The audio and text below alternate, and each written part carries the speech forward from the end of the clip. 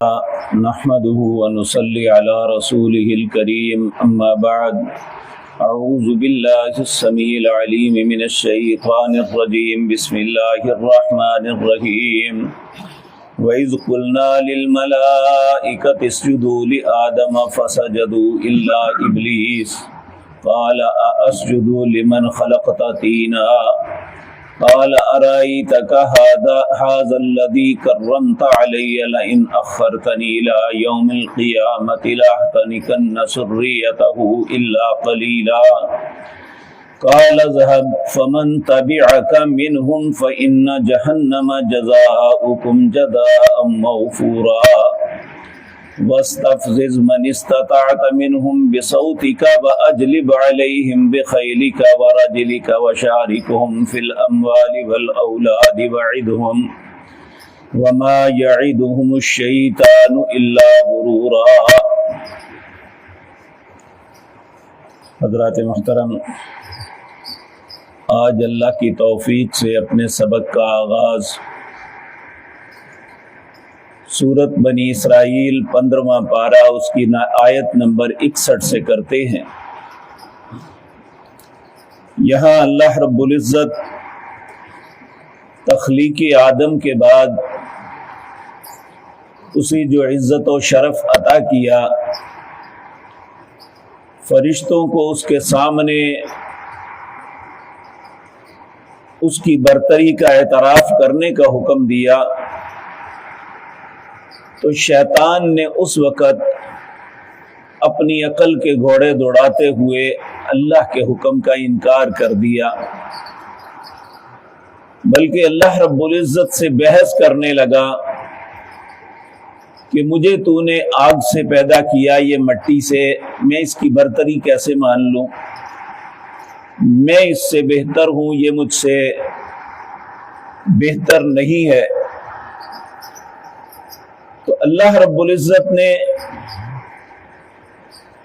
اس وقت شیطان کو یہ بات کہی کہ یا ابلیس ما منعک ان تسجد اذ امرتک، اے ابلیس کس چیز نے تجھے منع کیا ہے؟ حکم تو میں دے رہا ہوں۔ آج بھی دنیا کے اندر یہی قانون اور اصول ہے کہ بہت سے لوگ جب بھی اللہ کا کوئی حکم سامنے آتا ہے تو اپنی عقل کے گھوڑے دوڑاتے ہیں، اور انہیں ذرہ برابر یہ احساس نہیں ہوتا کہ یہی کام شیطان نے کیا تھا تو اللہ کی طرف سے ملعون بن گیا، قیامت تک کے لیے اس کے دربار سے نکال دیا گیا، راندا گیا، اور اس پہ ہمیشہ لعنتیں برستی ہیں۔ تو اللہ رب العزت یہاں اپنے بندوں کو یہ بات سمجھا رہے ہیں کہ تم اس کی بات نہ ماننا۔ جو اللہ حکم دیتا ہے اس کے اندر انسان کی خیر ہے، جو شیطان کہتا ہے اس میں انسان کی ذلت اور رسوائی ہے، کیونکہ اللہ نے کئی مقام پہ یہ فرمایا انہو لکم عدو مبین، وہ تمہارا کھلا دشمن ہے، اور دشمن کبھی خیر نہیں کیا کرتا، وہ ہمیشہ ایسا کام کرواتا ہے جس سے نقصان ہو۔ تو آیت نمبر 61 میں اللہ فرماتے ہیں وَإِذْ قُلْنَا لِلْمَلَائِكَةِ، جب کہا ہم نے فرشتوں سے اسجدوا لآدم، آدم کے لیے سجدہ کرو، فسجدوا، سب نے کیا، الا ابلیس، ابلیس نے نہ کیا۔ قال، ابلیس کہنے لگا اسجد لمن خلقت طینا، میں اسے سجدہ کروں جسے تو نے مٹی سے پیدا کیا ہے، کیونکہ اس کے دل کے اندر یہ زوم تھا کہ میں آگ سے بنا ہوں، آگ اوپر اٹھتی ہے، مٹی زمین پہ ہوتی ہے۔ قال ارأیتک ھذا الذی کرمت، اب اللہ رب العزت نے جب اسے اپنے دربار سے نکال دیا، اس پہ لعنت ڈال دی، وَإِنَّ عَلَيْكَ اللَّعْنَةِ إِلَى يَوْمِ الدِّينِ، تو اس نے اللہ سے دعا کی، قال ارأیتک ھذا الذی کرمت علی، کیا تو دیکھتا ہے جسے تو نے مجھ پہ برتری دی ہے، لئن اخرتنی الی یوم القیامہ، اگر مجھے قیامت تک مہلت دے دے، لأحتنکن ذریتہ الا قلیلا، میں اس کی اولاد کو اکھاڑ کے پھینک دوں گا، الا قلیلا، بہت کم لوگ ہیں جو اپنے سیدھے رستے پہ رہیں گے۔ اللہ نے اس کی دعا قبول کر لی۔ مفسر حافظ عبدالسلام رحمہ اللہ نے ایک بڑی خوبصورت بات کی، کہتے ہیں ہر دعا کا قبول ہونا کو اللہ کی خوشنودی کی علامت نہیں ہوتا۔ بعض برائی کی دعائیں انسان مانگتا ہے، اللہ قبول کر لیتا ہے، لیکن وہاں اللہ کی خوشنودی نہیں ہوتی، بلکہ اللہ رب العزت اس پہ ناراض ہو کے کہتے ہیں جا کر کے دیکھ لے اور میں تجھ سے نپٹوں گا۔ آپ دیکھیں کئی لوگ گانے گاتے ہیں، ڈانس کرتے ہیں۔ عجیب بات، چند دن پہلے کسی دوست نے بتایا کہ یہ بات آئی کہ کسی ناچنے والی کا انٹرویو تھا یا وہ کسی پروگرام میں، اس نے کہا اللہ کا مجھ پہ بہت کرم ہے، مجھ پہ بڑی عنایت ہے، میرے بعد میں دل لگا کے کام کرتی ہوں۔ اب ناچنا بھی دل لگا کے ہے اور اس سے پیسے کمانا بھی یہ کوئی مستحسن بات ہے؟ اس بات کو کہنا کہ اللہ کا مجھ پہ کرم ہے یا اللہ نے تجھے مہلت دی ہوئی ہے۔ اسی طرح بعض لوگ کسی برے کام کے لیے دعا کرتے ہیں کہ میرا کام یہ ہو جائے، میں چوری کر لوں، میں پکڑا نہ جاؤں، یا میں بدکاری کر لوں، تو اللہ بعض اوقات اس کی دعا تو قبول کر لیتے ہیں، لیکن وہ کو اللہ کی خوشنودی کی علامت نہیں ہوتی، بلکہ اس کی بد نصیبی ہوتی ہے۔ اس لیے ہمیشہ خیر کی دعا مانگنی چاہیے۔ کسی غلطی پہ مصر ہو کے یہ نہیں کہنا چاہیے اگر مجھے مہلت ملی تو میں یہی کروں گا۔ یہ تو شیطان کا کردار تھا۔ سیدنا آدم کا کردار کیا تھا کہ ان سے جب غلطی ہو گئی تو روتے رہتے تھے، اور احساس تھا کہ مالک نے مجھے کہا تھا کہ نہ اس درخت کے قریب نہ جانا، میں بہکاوے میں آ کے یہ کر لیا۔ اب یہ بھی نہیں پتا تھا کہ اللہ سے توبہ کیسے کریں، تو اللہ کو ان کے رونے پہ رحم آیا، فتلقى آدم من ربه کلمات فتاب علیہ، اللہ نے خود کلمے القاء کیے آپ آدم علیہ السلام کے دل پہ۔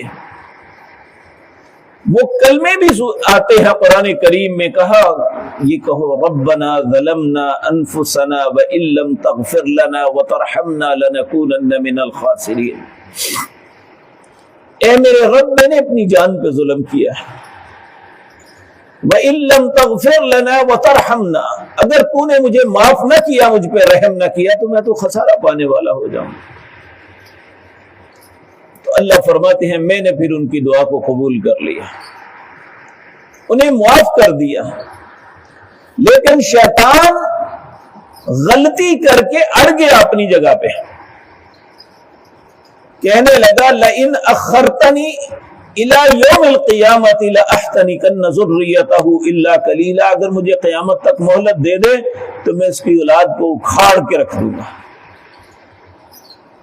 اور وہ کر رہا ہے، اور ہم اس کے بہکاوے میں آ رہے ہیں۔ زندگی کے ہمارے کتنے ہی معاملات ہیں، ہمیں پتہ بھی ہے یہ غلط ہے، اس کا انجام اچھا نہیں ہے۔ کیا چور کو پتہ نہیں ہوتا کہ یہ چوری میں پکڑا گیا تو کیا انجام ہوگا؟ قاتل کو پتہ نہیں ہوتا پکڑا گیا تو کیا ہوگا؟ ایک بدکار آدمی کو پتہ نہیں ہوتا کہ لوگوں کو پتہ چل گیا تو کیا معاشرے میں منہ دکھاؤں گا؟ لیکن شیطان یہ سب کچھ وَإِذْ زَيَّنَ لَهُمُ الشَّيْطَانُ أَعْمَالَهُمْ، شیطان انسان کے لیے برے اعمال کو بڑا خوبصورت بنا کے پیش کرتا ہے۔ وہ سمجھتا ہے شاید اس سے زیادہ اس میں زیادہ مزہ ہے، جبکہ اطمینان قلب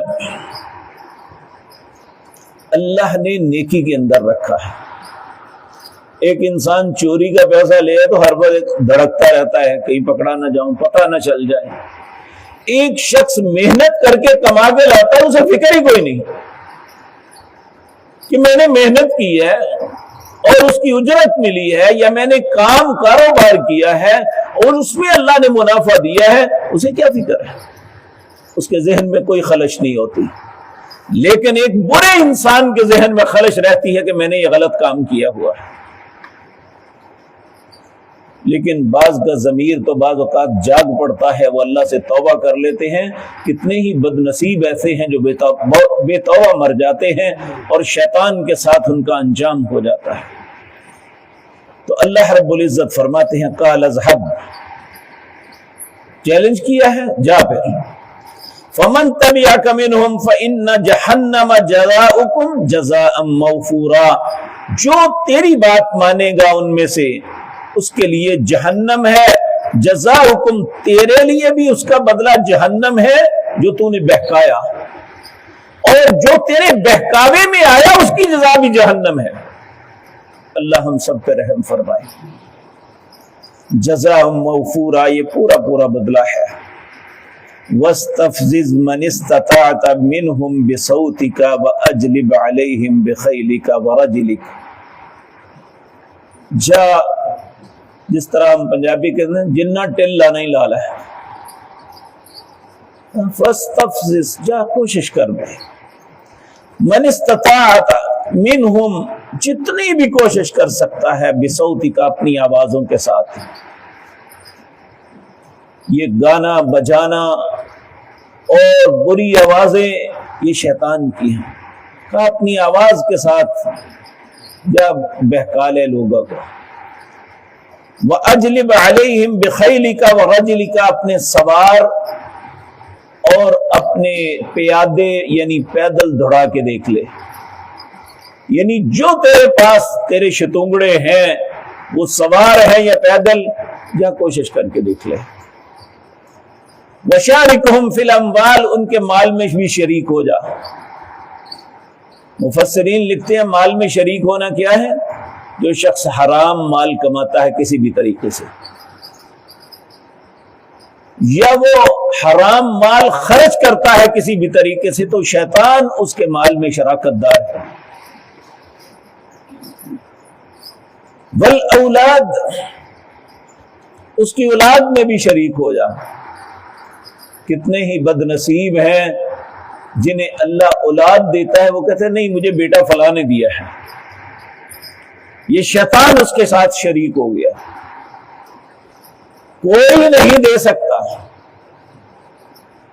جن مزاروں پہ جا کے مانگتے ہیں اللہ نے عبرت کا نشان بنایا ہوا ہے، جن لوگوں کو داتا کہتے ہوں وہ خود بے اولاد تھے۔ اور آج گجرے والا میں ایک ایسی قبر ہے جس میں لوگ اس کے نمک چاٹتے ہیں جا کے کہ یہاں اولاد مل جائے گی، جبکہ وہ خود بے اولاد تھا۔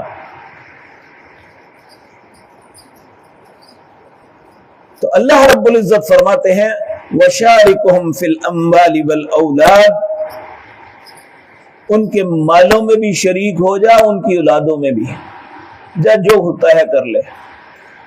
وَعِدْهُمْ، اور انہیں وعدے دے، لیکن وَمَا يَعِدُهُمُ الشَّيْطَانُ إِلَّا غُرُورًا، کہ شیطان کا وعدہ دھوکے کے علاوہ کچھ نہیں ہے۔ یہ ساری باتیں اللہ رب العزت قرآن کریم کے کئی مقام پر سورۃ بقرہ میں پڑھ کے آئے ہیں، اور اسی طرح سورۃ اعراف میں پڑھ کے آئے ہیں۔ کتنی تفصیل کے ساتھ اللہ نے شیطان کے بہکاموں کا، اس کے یہ چیلنج کا تذکرہ کیا ہے کہ اس نے ایک مقام پہ اللہ نے فرمایا، اس نے مجھے کہا تھا قَالَ فَبِعِزَّتِكَ لَأُغْوِيَنَّهُمْ أَجْمَعِينَ، مجھے تیری عزت کی قسم ہے ان سب کو گمراہ کر کے چھوڑوں گا۔ تو اللہ رب العزت نے کہا تھا قَالَ فَالْحَقُّ وَالْحَقَّ أَقُولُ، میں ہی حق ہوں اور میں حق بات کہہ رہا ہوں۔ لَأَمْلَأَنَّ جَهَنَّمَ مِنْكَ وَمِمَّنْ تَبِعَكَ مِنْهُمْ أَجْمَعِينَ، میں تجھے اور جو تیرے پیچھے لگے گا میں دونوں کو جہنم کا ایندھن بنا دوں گا۔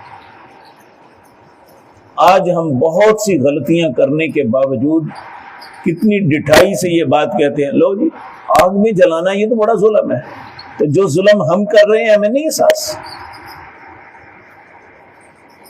ہم جو کچھ کر رہے ہیں ہمیں اس کا بات کا احساس نہیں؟ ہماری طرف ہمارے کردار کی وجہ سے دنیا میں کتنے لوگ تڑپ رہے ہیں، جل رہے ہیں مصیبت میں، ہم ان کا تماشا دیکھتے ہیں، ایک دن اللہ تماشا کرے گا ان لوگوں کا۔ تو اللہ رب العزت ہم سب کو شیطان کے شر سے محفوظ رکھے۔ ہمیں تو نماز کے آغاز میں حکم ہے